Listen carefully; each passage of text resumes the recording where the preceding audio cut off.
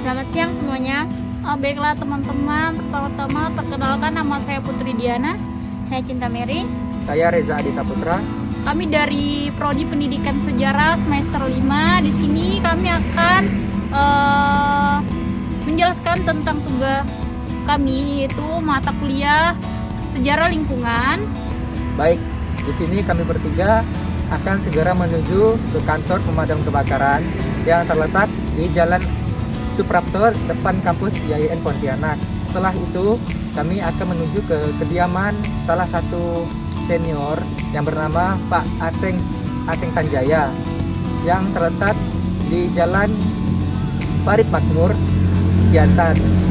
Mari bersama-sama ikuti kami dalam sedikit wawancara dan bertanya-tanya mengenai sejarah dan pemadam kebakaran yang ada di Kota Pontianak. Hai teman-teman, baiklah di sini kami sudah berada di kantor pemadam kebakaran. Jalan mana? Jalan Suprapto depan kampus IAIN Pontianak. Baiklah teman-teman, di sini tanpa berlama-lama kami akan melakukan sesi video dan dokumentasi serta wawancara terhadap salah satu pekerja yang ada di kantor pemadam kebakaran. Baiklah, sekarang kita akan melihat kondisi dan situasi di dalam tempat penyimpanan mobil pemadam kebakaran, baju serta helm dan peralatan lain pemadam kebakaran. Ikuti kami,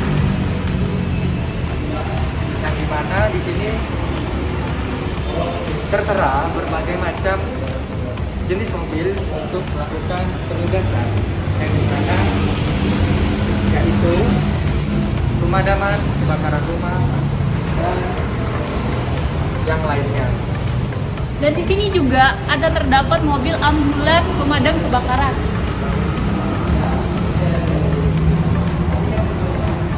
Seperti inilah ambulan pemadam kebakaran apabila terjadi situasi genting terhadap pekerja ataupun orang-orang sekitar yang terdampak dari pemadaman kebakaran rumah tersebut. Mari kita lanjut. Nah, di sini ada beberapa baju, helm, boot, dan peralatan lain untuk pemadam kebakaran. Bisa dilihat sangat banyak warna dan berbagai helm yang ada di dalam kantor pemadam kebakaran di Jalan Suprapto, tepatnya di depan kampus. Sebelumnya perkenalkan Pak, kami dari mahasiswa IKIP PGRI Pontianak semester 5 dengan prodi program studi pendidikan sejarah Pak. Sejarah ya? Iya. Mantap. Yang dimana kami mendapatkan tugas dengan mata kuliah sejarah lingkungan Pak. Jadi kami ingin mencari bagaimana sih sejarah pemadam kebakaran dulu dan lingkungannya seperti apa pada saat terjadinya suatu kebakaran. Ya. Nah, baiklah, untuk pertanyaan pertama nih Pak, kapan dan di mana sih berdirinya pemadam kebakaran di Indonesia Pak? Di Indonesia keseluruhan ya. Iya. Jadi kalau kebakaran yang saya ketahui, terbentuknya pemadam kebakaran pada zaman Belanda. Itu pada tahun 1000 berdirinya pemadam kebakaran di Jakarta, Indonesia. Iya. Itu pada 1 Maret 1919. Jakarta masih bersama Batavia, masih dijajah oleh Belanda dengan nama Brandweer. Jadi 199. Kalau di Pontianak, Kalimantan Barat ini, BPAS yang pertama kali dicapkan daripada pemadam kebakaran swasta adalah BPAS, Badan Pemadam Api Sentani. Itu berdiri sejak 13 Februari 1949 dan sampai sekarang sudah berumur 73 tahun dan masih eksis loh.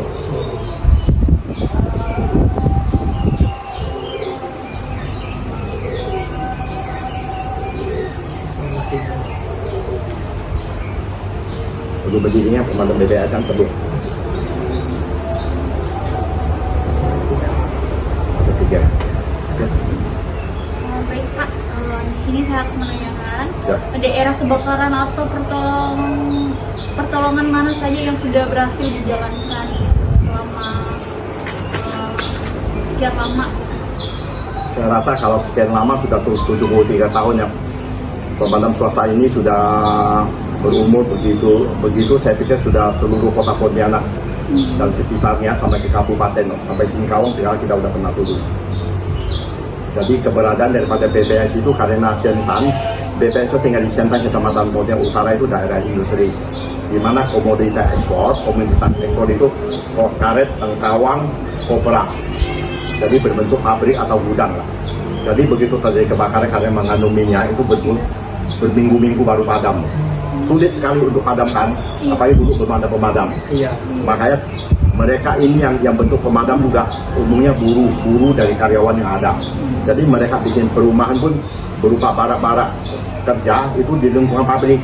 Terjadi kebakaran pada pabrik tertentu itu mereka juga habis semua. Makanya pada tanggal 13 Februari ada tokoh masyarakat mengajak mereka untuk bekerja membentuk badan pemadam kebakaran sama seperti sistem di Jakarta bunyi ada kentongan ember segala yang tradisional lah. Jadi waktu itu dikumpulkan uang karena tidak memadai pakai ember, pakai kentongan, pakai yang lain-lain yang tradisional sudah tidak mampu. Jadi mereka tuh mengambil inisiatif mengumpulkan iuran dari masyarakat. Waktu itu terkumpul 20.000. Waktu uang masih besar, itu hanya mampu membeli 2 mesin merek Kerenembak. Jadi terbentuk pemadam di Siantan itu unit 1 buah mesin dengan anggota 50 orang. Beli lagi 1 mesin, ya kan? Di Siantan Tengah. Yang unit 1 di Siantan Hulu.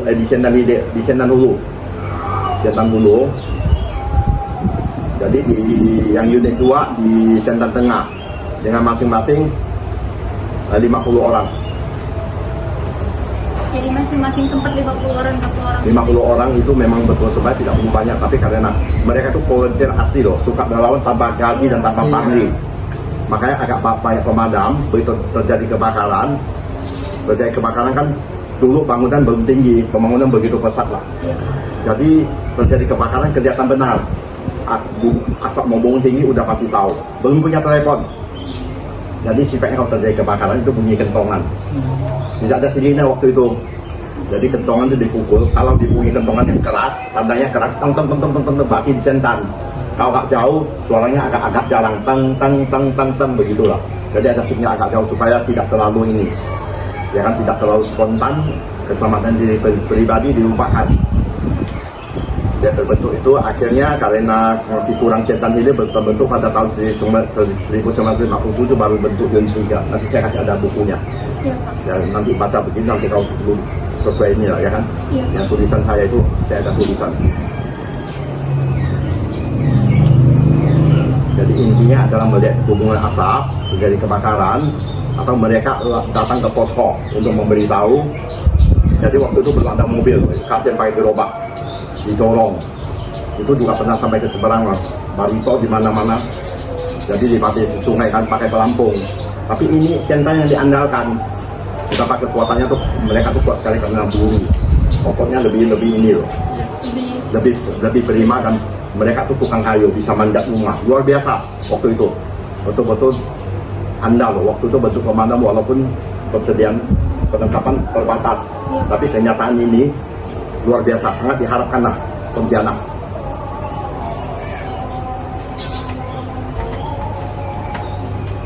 Lanjut ya Pak ya. Ya boleh. Itu kan baru ditambah satu. Menurut Bapak nih yang setelah Bapak alami dan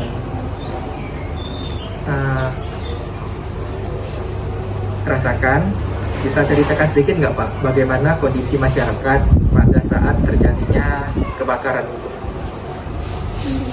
Kondisi masyarakat sih sudah pasti panik karena tak terbiasa kan. Jadi mereka panik karena apa? Ancaman yang paling dominan dalam kehidupan bermasyarakat itu yang paling utama di Indonesia, khususnya di Kalimantan itu kan yang paling utama itu bencana itu adalah Sijago Merah. Maka terjadi Sijago Merah begitu, itu pasti siapapun panik karena mengancam Sijago Merah ini mengancam keselamatan harta benda dan jiwa manusia loh. Sekejap mata aja sudah bisa habis semua. Iya. Makanya tetap mereka panik. Semuanya panik, ya kan? Jadi justru kepanikan begini membuat tugas komandan tambah berat. Iya. Harus menghadapi senjata omelan, menghadapi kepanikan daripada penduduk yang mengutamakan harta benda. Jadi merupakan satu hambatan juga untuk inilah, untuk pemadam kebakaran.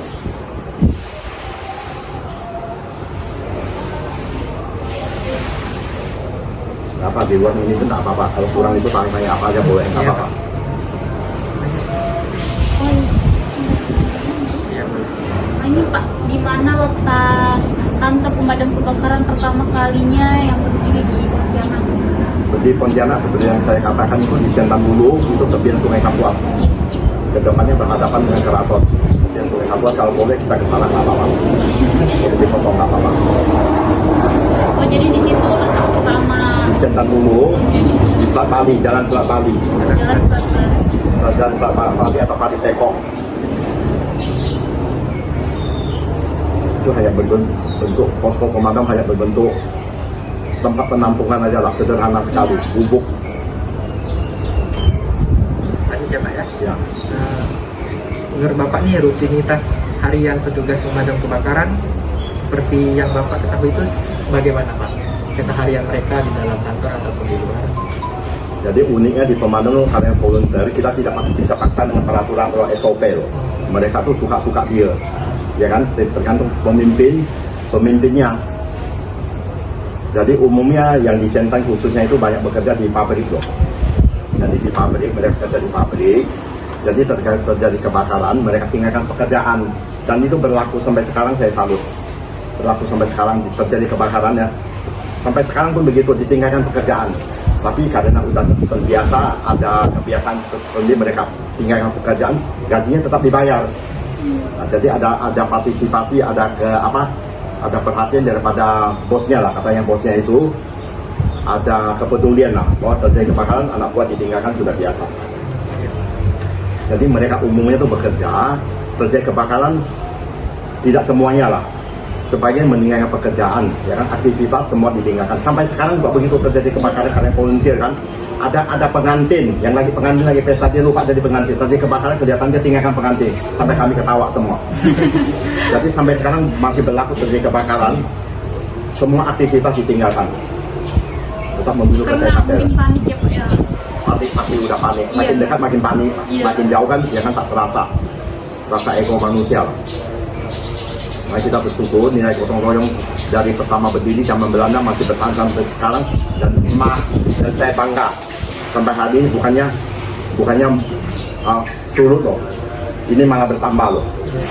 Sampai saya katakan, saya pikir sampai hari ini karena beban begitu berat bagi saya pikir orang yang paling bodoh ada saya. Orang bodoh di Pontianak udah mati semua, tinggal saya. Tapi sampai hari ini melihat perkembangan begitu pesat, saya terkejut loh. Rupanya orang bodoh belum mati semua. Masih banyak orang bodoh loh. Dan tugas kemanusiaan, tanda petik loh. Tugas kemanusiaan masih berebut begini. Itu artinya apa? Artinya ini adalah merupakan nilai luhur bangsa Indonesia loh. Gotong royong, solidaritas, kesejahteraan sosial masih tinggi di Kalimantan Barat loh. Kita perlu bangga. Padahal tidak digaji, ya kan? Korban waktu, tenaga, pikiran, materi belum cukup, korban perasaan. Tertolong, jarang terima kasih, tidak tertolong pasti dicaci. Ya kan, begitu pulang, tinggalkan pekerjaan, maka pencari ditinggalkan pasti tanggung jawab. Model lah, jangan materi, model dan materi kepada keluarga juga ada beban.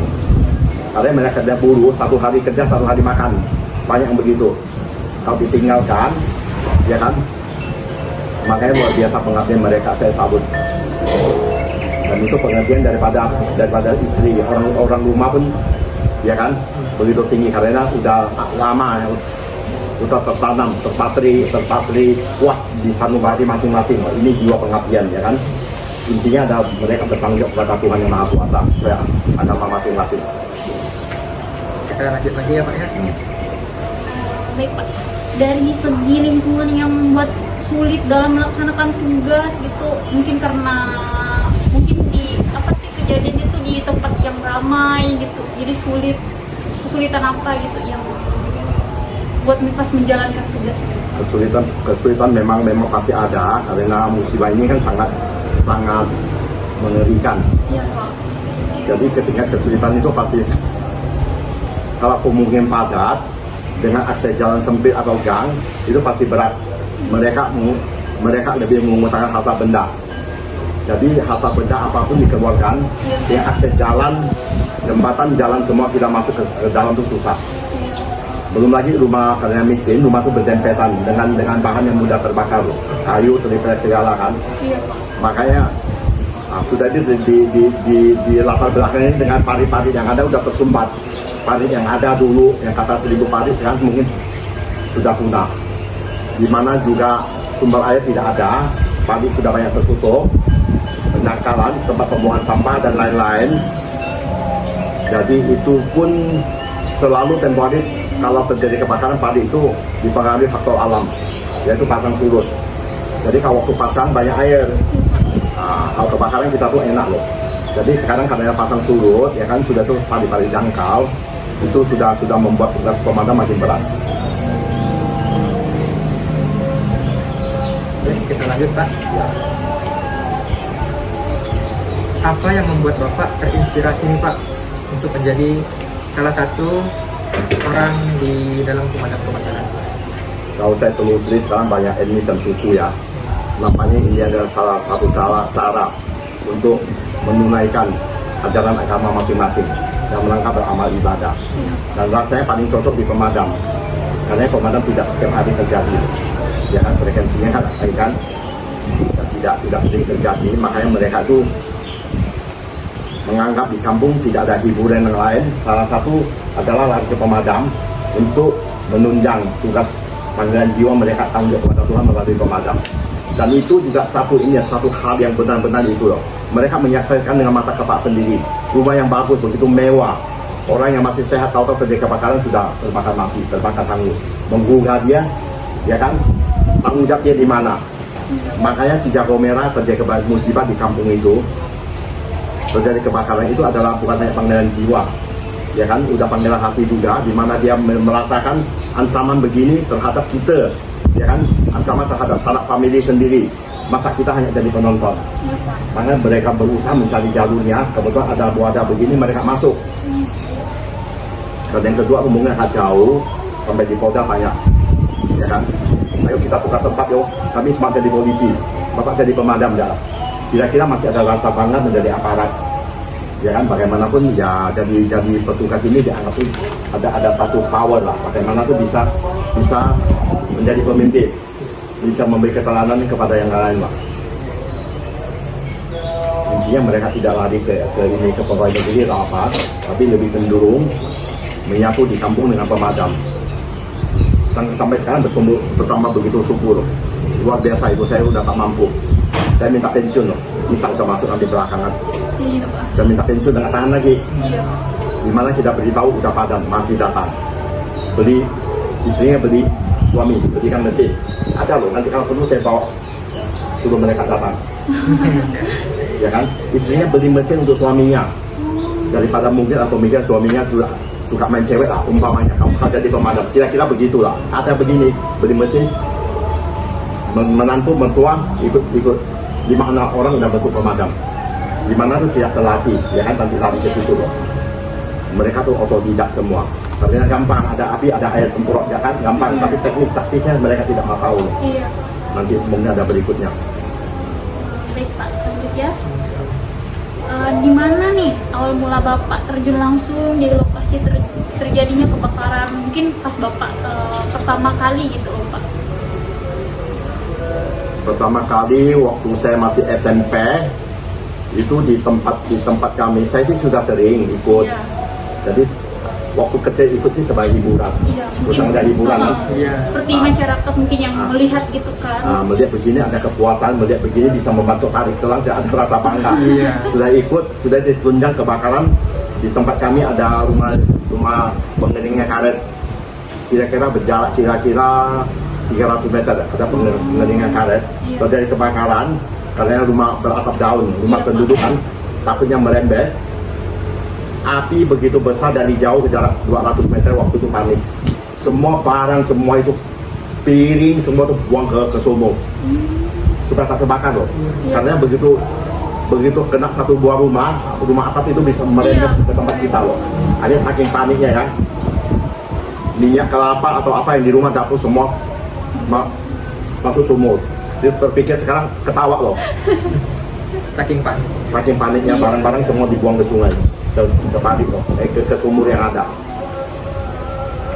Jadi pas masuk pemadam itu panggilan hati, panggilan jiwa, ya kan sudah itu kalian dua pengalaman kan, melihat kerugian daripada ancaman kerugian risiko yang ditimbulkan oleh si jago merah itu luar biasa loh. Keselamatan harta benda habis, keselamatan jiwa orang yang kita cintai, sanak family lantam kebakaran tanpa kita ini. Makanya kita manusiawi loh, harus mengadakan perlawanan, kira-kira begitu loh. Pak, kita lanjut. Selama Bapak jadi seorang pemadam kebakaran ini, ada nggak tokoh penting yang berperan besar dalam jam kerja yang Bapak ketahui hingga tokoh tersebut sangat dihormati, Pak? Kalau pertanyaan ini maaf saja, bukan saya sombong, lemparkan semua pemadam yang ada lah, tetap Ateng. Saya bukan sombong, masih yang di akibat suku apapun, tetap Ateng. Karena apa? Karena sebagian jiwa saya, hidup saya sudah mengabdi masyarakat. Katakan saya PSK, terkejut semua PSK itu apa? Ya kan semua terkejut, kota kau jangan miring. PSK itu pegiat sosial kemasyarakatan. Makanya kalau tanya pertanyaan begini, saya tak bisa jawab, karena memang tidak ada. Ya. Karena Bapak juga sudah 50 tahun ya Pak ya? 53 tahun di pemadam. Sangat lama Pak. Apa PSK tadi? Apa? Pegiat sosial, pekerjaan atau pegiat sosial kemasyarakatan. Bukan hanya pemadam. Jalan jembatan putus, pokoknya udah membawa dengan masyarakat lah. Iya. Dan saya salut sekarang kita kemana-mana tuh bersaudara. Makanya keuntungan saya kemanapun ke daerah penting pun tetap udah bersaudara. Sultan tuh panggil Ayanda, ya kan semua panggil Ayanda. Cuma kadang-kadang lucu. Saya lebih bangga tidak bisa Ayanda. Saya minta pensiun tidak boleh, tapi saya guyon. Kapolda kan dulu sini panggil Pak datang, sering datang sampai penuh. Jadi saya mengatakan tuh ya beruntung Bapak bisa pensiun sebagai pegawai negeri ataupun tentara, kan saya tak bisa pensiun. Saya pensiun mungkin sudah di pemadam sudah mati baru pensiun, baru bisa pensiun. Jadi dengan bekerja sosial begini sebagai PSK, pegiat sosial kemasyarakatan, untungnya itu apa? Untungnya kemana-mana dianggap saudara, ya kan? Yang penting ke FPI semua dianggap saudara.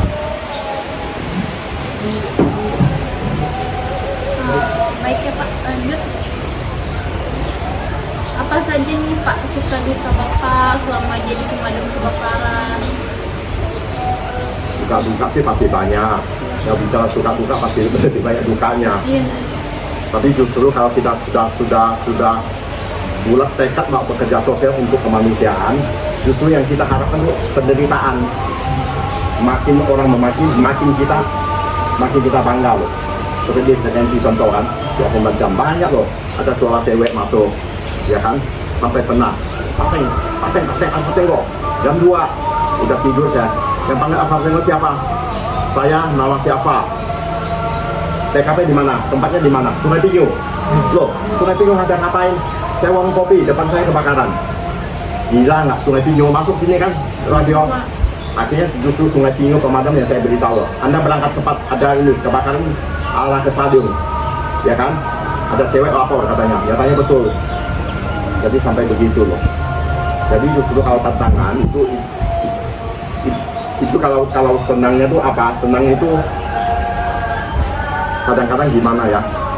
Ada terjadi kebakaran, begitu rumah begitu padat penduduk, ya kan? Begitu padat, begitu banyak penghuni lah, banyak penduduk.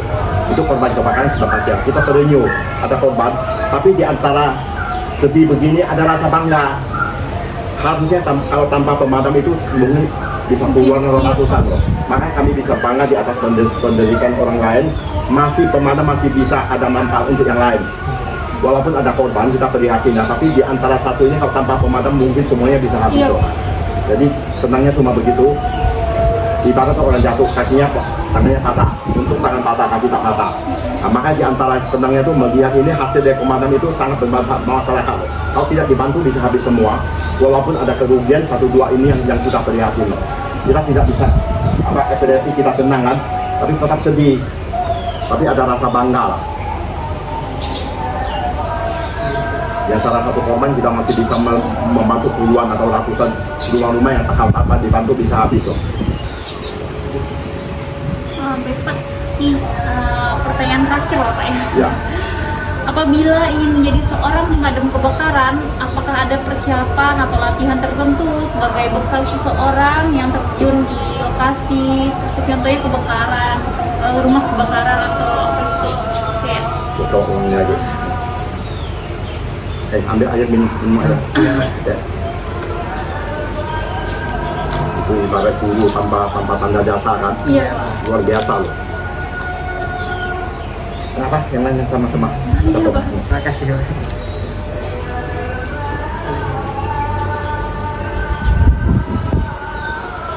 Baik, kita lanjut Pak. Ya. Nih Pak, saya ulangi pertanyaannya ya. Apabila ingin menjadi seorang pemadam kebakaran, apakah ada persiapan atau latihan tertentu sebagai bekal seseorang yang akan terjun ke lokasi seperti contoh kebakaran rumah dan sebagainya? Inilah yang unik. Jadi pemadam itu volunteer, relawan pemadam kebakaran tanpa gaji, tanpa pamrih. Datang adalah untuk berkorban. Jadi lucu kadang-kadang. Memang banyak ada yang menawarkan saat di lapangan kerja, ya kan, ke pemadam ke tempat saya. Dipikirnya tuh pemadam gajinya besar. Sekali kita ceritakan bahwa ini semua tuh pemadam punya prinsip itu pengorbanan. Modalnya tuh apa? Modalnya tuh kalau ada jiwa gotong royong itu paling utama. Jadi prinsipnya yang mampu menyumbang dana, yang belum mampu menyumbang tenaga. Tapi kenyataan di pemadam itu begitu kompak, banyak sekali yang nyumbang dana sama tenaga. Sambil dia sumbang dana dia juga bekerja. Ibarat toke sama kuli bekerja. Kira-kira begitu. Makanya kalau pertanyaan begini ditanya ada yang mau nggak? Sekali saya beritahu bahwa ini tanpa gaji, kadang-kadang juga mesti menyumbang loh. Nampaknya masih jarang terima. Kalau secara lahir dia lah. Tapi begitu lihat ada korban kebakaran begini, justru banyak yang datang langsung bergabung loh. Dan di pemadam itu paling gampang. Kita terima itu tidak ada syarat apapun, yang penting sehat apa? Rohani, jasmani paling utama. Di mana itu kalau masuk itu perlu ada jaminan. Daripada itu, kawan dia yang udah lama di pemadam ada jaminan 2 orang bahwa orang ini berindiat baik karena di pemadam itu riskan loh. Kesempatan sangat luas masuk kamar orang, penghuni panik, ya kan? Pokok handphone kita semprot berhamburan, ambil apa tidak, sampai begitu loh. Ambil apa tidak, ambil. Kembali tidak, pertanyaan saya. Kalau kembali tidak, maaf saja, Tuhan hantu sampai pagi tetap hantu. Ya kita begitu lah. Saya tidak jawab mengincar kalau mereka itu peduli. Sekarang lebih banyak di pemadam itu dari penonton, banyak. Kendalanya tadi boleh masukkan. Kendala yang paling berat itu bukan dari korban, jadi penontonnya banyak. Tidak memberi akses kepada kami untuk merapat. Kendaraan banyak melintas, bukan terutama perjalanan paling berat ini. Perjalanan ke TKP maunya kami terbang, kesempatan paling cepat sampai ke TKP, ya kan? Tapi kenyataan di jalan itu banyak hambatan loh. Tidak memberi jalan, kendati yang beri jalan sampai TKP banyak sepeda motor lintang tukang. Rupanya musibah begini sangat menarik untuk ditonton, merupakan satu tontonan yang sangat enak, kira-kira begitu. Jadi yang dari awal Bapak bilang ada sejarah mengenai Farid yang mengenai pemadam kebakaran itu, bisa Bapak jelaskan nggak gimana sejarah awal mula untuk pemadam bisa membuat Farid gitu Pak? Sejarah lingkungannya seperti apa? Ini namanya Farid juga dilema. Dulu kan sumber daya alam begitu berlimpah kan, kota Pontianak dijuluki 1000 Farid, dan itu sekarang masih tanda tanya sejarahnya bagaimana.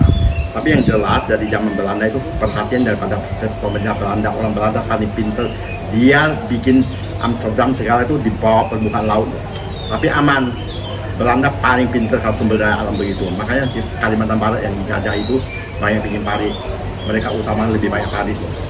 Sudah itu di Kampung Beting rumahnya tinggi-tinggi semua untuk menghindarkan banjir. Jadi padi kalau saya menurut pengalaman saya, padi yang dibentuk itu secara alamiah, di mana tuh ada hubungan dengan penjajah, di mana ada tuan rumah, tuan tanah yang kaya raya dulu kan yang bisa kerjasama dengan Belanda, tanda petik lah. Sudah itu pasti mereka perkebunan. Tanah kita yang begitu subur kan, dia pasti memberikan satu lahan berapa besarnya, berapa hektar. Sudah itu pasti hasil bumi yang ditanam, kelapa, karet, dan lain-lain loh. Jadi begitu ada tanam itu, perlu tanam karet atau segala, hasil bumi diangkut kemana? Kan perlu akses jalan.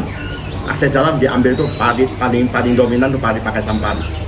Pertama, kedua itu jalan pakai sepeda atau gerobak lah, pakai sepeda. Manfaat daripada nenek moyang kita tuh mantap. Begitu dapat lahan begini, ya kan, pasti yang dicari itu parit. Utama jalan dulu, masuk ke dalam ada parit kecil atau apa, kemungkinan itu kan mesti ada akses jalan supaya bisa survei atau apalah. Maka terpikir bikin jalan apa? Mesti tanah ditinggikan dari mana? Makanya sambil menyelam minum air, gali parit, ya kan, tanah dinaikkan bikin jalan.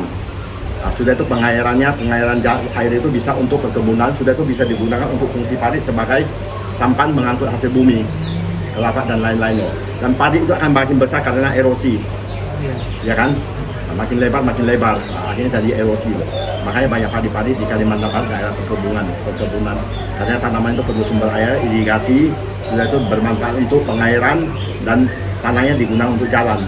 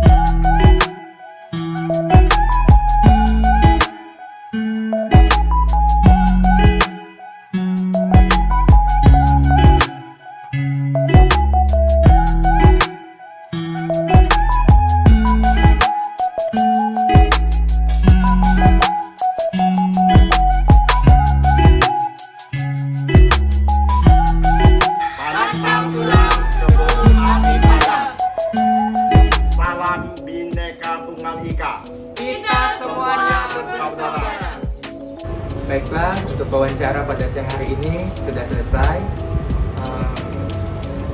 Sebelumnya maaf bila ada kata-kata yang salah, dan Pak terima kasih sudah menyempatkan waktunya. Terima kasih. Sekian yang dapat kami sampaikan. Selamat siang.